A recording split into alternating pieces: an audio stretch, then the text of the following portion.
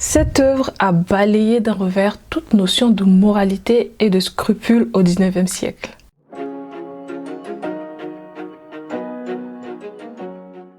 Bien le bonjour les cultivés, bienvenue sur Savoir quotidien. Aujourd'hui nous plongeons dans l'univers de la littérature française avec une œuvre emblématique, Belle Amie de Guy de Maupassant. C'est une œuvre que j'ai lue il y a quelques années et depuis j'attendais l'occasion de pouvoir vous la faire découvrir et échanger là-dessus. Si vous aimez la littérature et les découvertes, n'oubliez pas de vous abonner et de cliquer sur la cloche de notification pour ne rien manquer de nos prochaines vidéos. C'est parti! Belle Amie est un roman de Guy de Maupassant qui a été publié en 1885. Cette œuvre retrace l'ascension de Georges Duroy, un homme ambitieux qui utilise son charme et ses relations pour gravir les échelons de la société parisienne.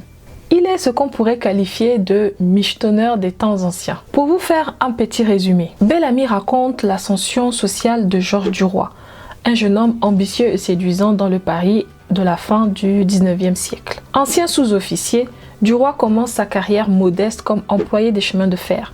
Grâce à une rencontre fortuite avec un ancien camarade, Charles Forestier, il obtient un poste de journaliste au journal La Vie française. Duroy utilise son charme et son habileté à manipuler les femmes pour gravir les échelons de la société. Il séduit successivement Madeleine Forestier, puis Clotilde de Marelle et plus tard Virginie Walter, la femme de son patron, avant d'épouser Suzanne Walter, la fille de ce dernier, assurant ainsi sa fortune et son statut social. Pause. Si on résume bien, il fait la rencontre de Charles Forestier, son ami, qui lui obtient un poste de journaliste au journal La Vie française. Il séduit Madeleine Forestier, la femme de Charles Forestier. Ensuite, il jette son dévolu sur Clotilde de Marelle.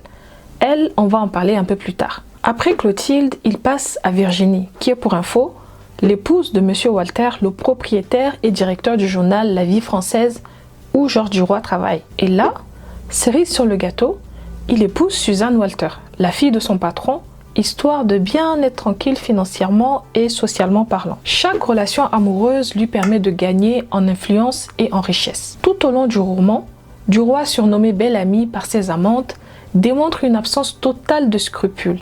Il n'hésite pas à trahir ses amis et à manipuler ceux qui l'entourent pour parvenir à ses fins. Son ascension fulgurante illustre la corruption et les mœurs dépravées de la société parisienne de l'époque. En fin de compte, Duroy atteint les sommets de la réussite sociale, symbolisant le triomphe de l'opportunisme et de l'immoralité dans un monde où l'apparence et l'intrigue dominent. Belle Amie est une critique acerbe de la société française de la fin du 19e siècle.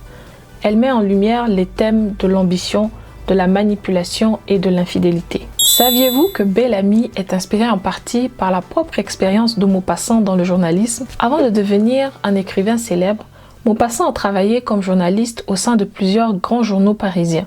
Il a observé de près les intrigues et les manipulations des milieux journalistiques qu'il a habilement intégrées dans son roman. Georges Duroy, le protagoniste de Belle Amie, est souvent perçu comme un anti-héros. Son personnage est complexe et moralement ambigu.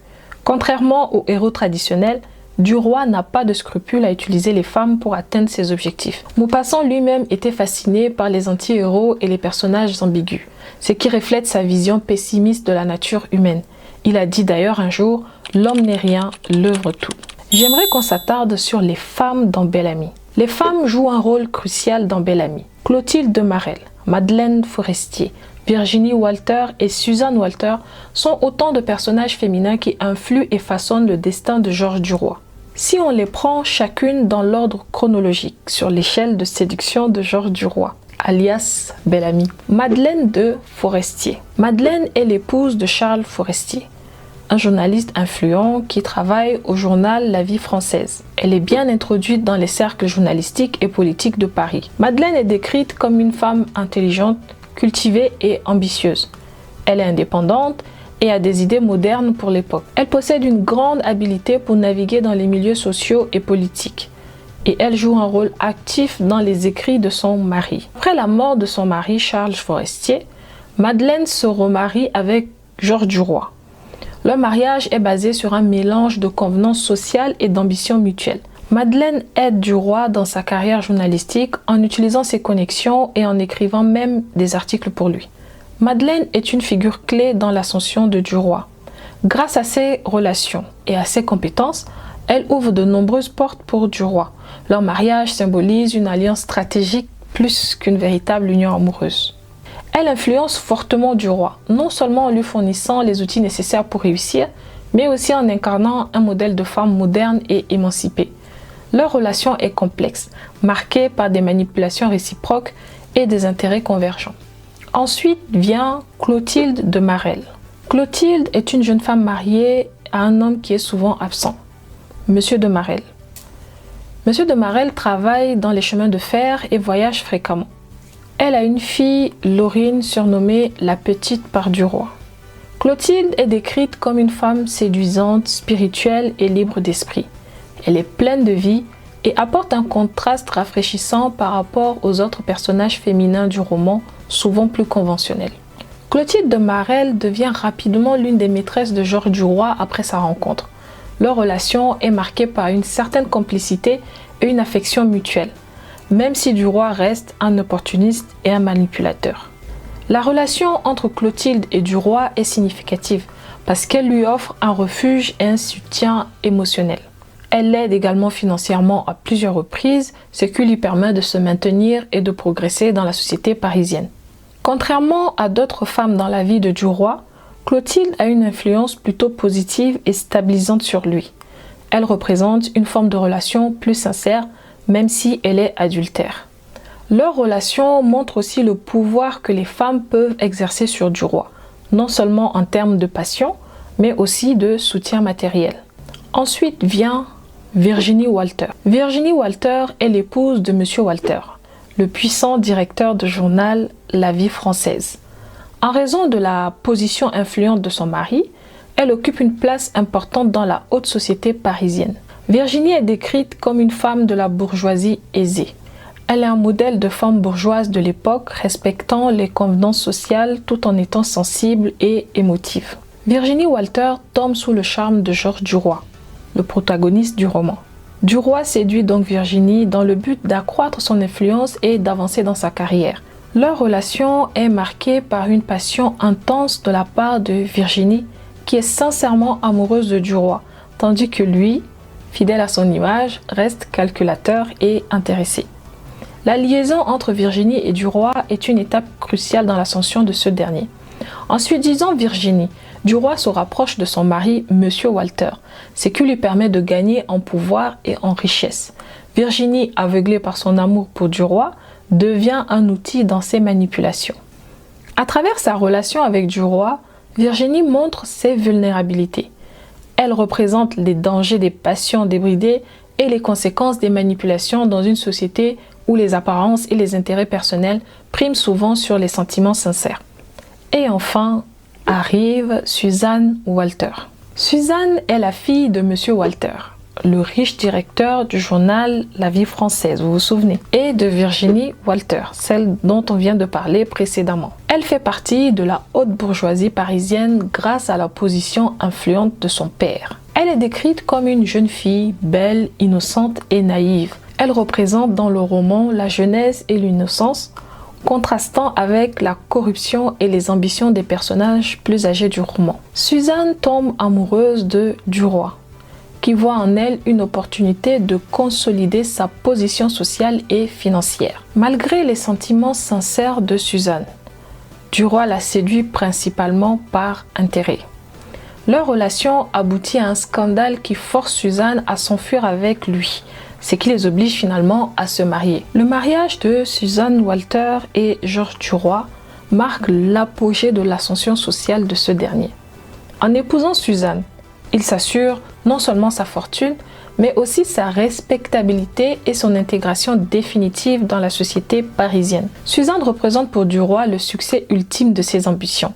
Leur union lui permet de réaliser ses aspirations les plus élevées, bien que leur relation soit fondée sur la manipulation et le calcul plutôt qu'un amour véritable. La complexité des personnages féminins de Belle Amie reflète les vues progressistes de Maupassant sur la place des femmes dans la société, souvent en avance sur son époque. Belle Amie est plus qu'un simple roman. C'est une critique acerbe de la société parisienne du 19e siècle. Si vous vous souvenez, je vous ai dit ça au début. Maupassant y dépeint une société parisienne corrompue où le pouvoir et l'argent dictent les comportements. L'auteur souligne les thèmes de la corruption, de l'ambition, de l'hypocrisie et des mœurs dépravées. Voici comment il aborde ces différents thèmes. Georges Duroy, le protagoniste, utilise son charme et ses capacités à manipuler les femmes pour gravir les échelons sociaux. Sa carrière n'est pas fondée sur le mérite ou le talent, mais sur la ruse et l'exploitation des autres, montrant ainsi une société où le succès est souvent obtenu par des moyens immoraux. Le roman dévoile les dessous peu reluisants du journalisme et de la politique parisienne.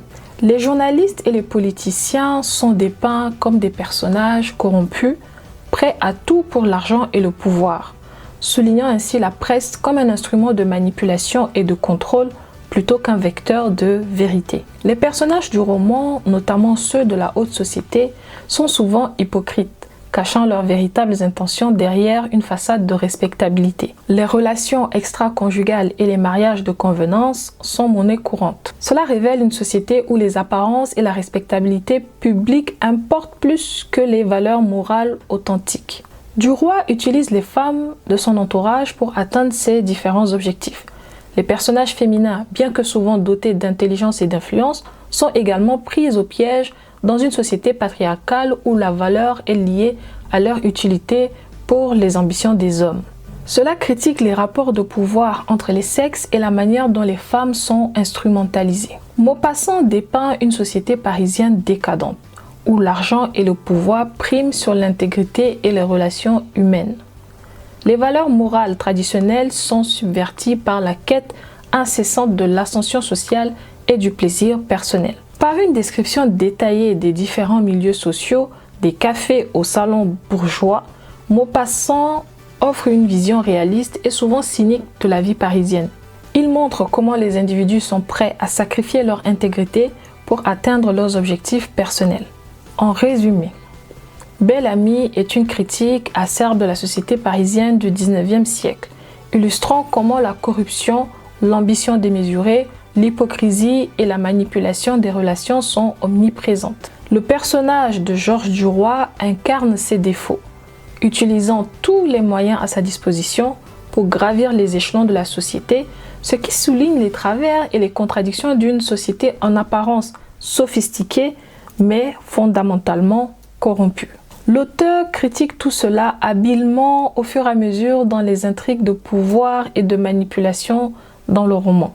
En plus, Maupassant critiquait également la presse de l'époque, qu'il voyait comme complice des élites corrompues. Bel Ami est ainsi un miroir de ces différents groupes parisiens où l'apparence et les relations prenaient souvent le pas sur le mérite et la morale. À sa publication, Bel Ami a connu un succès immédiat et a solidifié la réputation de Maupassant comme l'un des plus grands écrivains de son temps. Le roman a été rapidement adapté au théâtre et au cinéma, devenant une référence culturelle. Les critiques de l'époque ont été divisées. Certains voyaient en Georges Duroy un personnage scandaleux, tandis que d'autres saluaient sa lucidité et la force de la critique sociale de Maupassant. Bel Ami a été également traduit en plusieurs langues, attirant ainsi une audience mondiale. Cette popularité internationale a permis à Maupassant de se faire connaître au-delà des frontières françaises, et son style a influencé des écrivains étrangers, notamment dans les pays anglophones et germanophones. Voilà, nous avons exploré Bel Ami de Guy de Maupassant, une œuvre qui continue de fasciner et d'intriguer plus d'un siècle après sa publication. Quelle partie du roman vous a le plus intéressé? Dites-moi ça en commentaire. Un petit bonus, pour ceux qui sont restés jusqu'à la fin. Voici une petite anecdote supplémentaire sur Guy de Maupassant. Saviez-vous que Maupassant, grand amateur de la mer, possédait un yacht nommé Bel Ami?